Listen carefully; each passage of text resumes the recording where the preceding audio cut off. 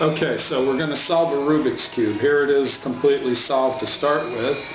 Let's just do some random scrambling of all the different sides and sections and see how that becomes a hodgepodge and completely screwed up. So we know we started with a good scrambled cube. Many people like to see each side having, no connecting pieces, and should look totally random. Okay, so what do you think of that? That's relatively randomized and scrambled up. Okay, so here's the approach. What we're going to do is solve the top layer. In other words, if you think of the cube in 3 slices or layers, like a layer cake, it's the top layer, the middle layer, and the bottom layer. Alright, so top layer, if you think about it, has a center and 4 edge cubes and 4 corner cubes. So what we're going to do is do all the edge cubes, and it'll make a little plus sign pattern on the top, and then we'll do the corners. So let's get started. By the way, the key to solving a Rubik's Cube is recognizing that the color of the center determines the color of the cubes around it. And so that means that if this is a green center, I need to make all the cubes that surround it green. Seems obvious, but that's a key understanding that many people never realized. And that was how I figured out how to solve the Rubik's Cube, is that I looked at it like a structure that consisted of a 3-dimensional axis where each of the faces was basically the tip of an axle, and the rest of the face just went around it like a wheel. And that's true of every face, and that means that the relationship between these center pieces is set.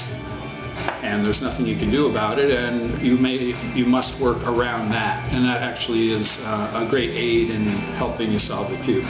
So with that in mind, let's say we started with white as the center, and I wanted to make a plus sign here. I'd already have one in place, so first thing to do then would be line up that one that is already white and connects to the center with the corresponding color,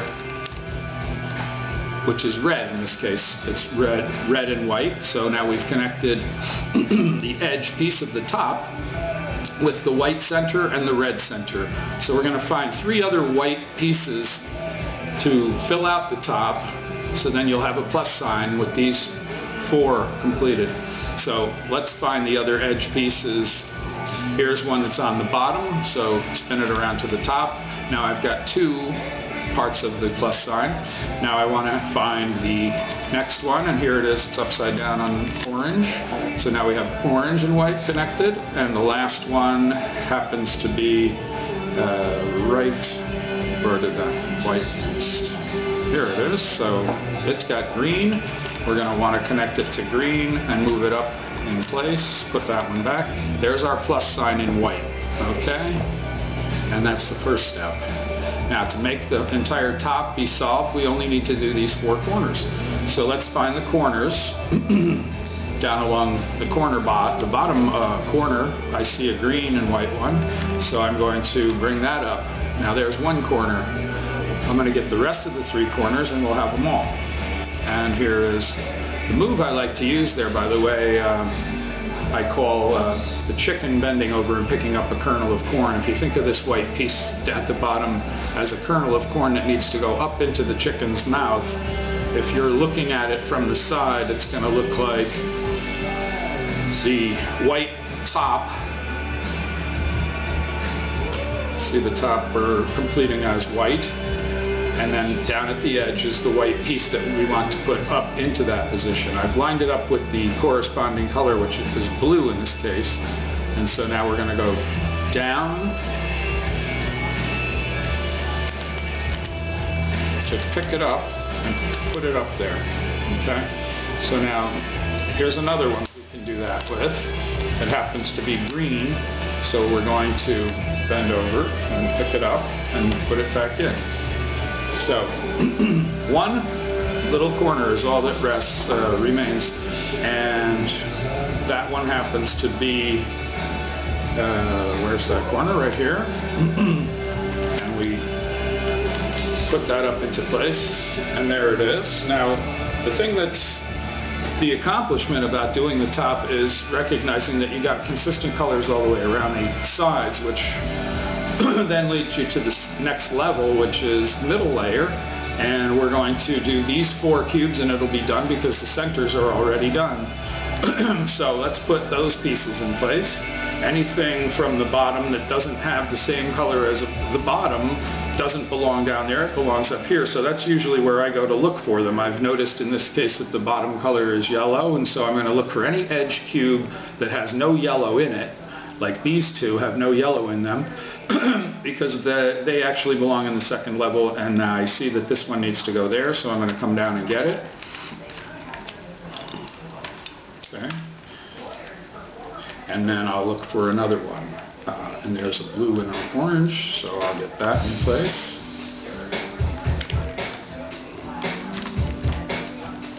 Okay. One more, let's see, 2 more. Let's get green and red in place here.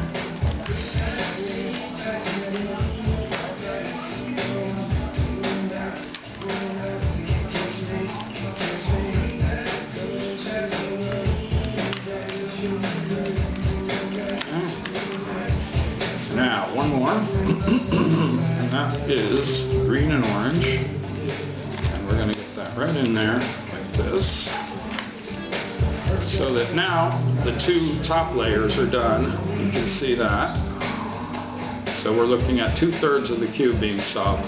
Now the next step is to go to the bottom. Notice the color of the bottom in this case is yellow, so we're going to want to do all the 4 corners in yellow, and they need to be and they need to coordinate with the colors of the centers of the faces that they connect to. So in that case, we see that the 2 blue are mixed in the sense that they need to have their positions swapped. So I swap their position by doing this little maneuver that swaps them out. Okay, and now I have those 2 correct, and these 2 just need to be positioned correctly. They're in the right place, they just need the orientation corrected.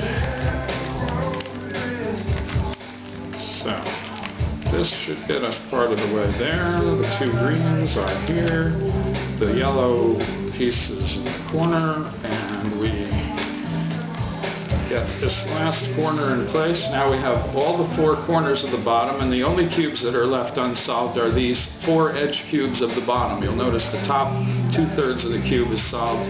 The bottom has the corners in the correct place, and now only these 4 inner cubes need to be corrected. So to do that, I came up with a move I call the rabbit run, because it's like this piece, if you think of it as a little rabbit, is running around the edge of the cube and coming up and right back in where he came from. So it's like, get these pieces out of the way, turn that little rabbit around, and have him run around the outside of the cube and right back up into his original position. And then you'll notice that it doesn't upset any other part of the cube, but it does move things around in those 4 places, which is what we wanted.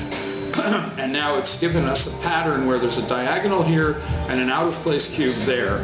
And when I see that, it makes me think that the right solution for that would be to do the rabbit run in the direction of the diagonal, and it was almost right. The bottoms came out correct, but the sides aren't right, so we need to try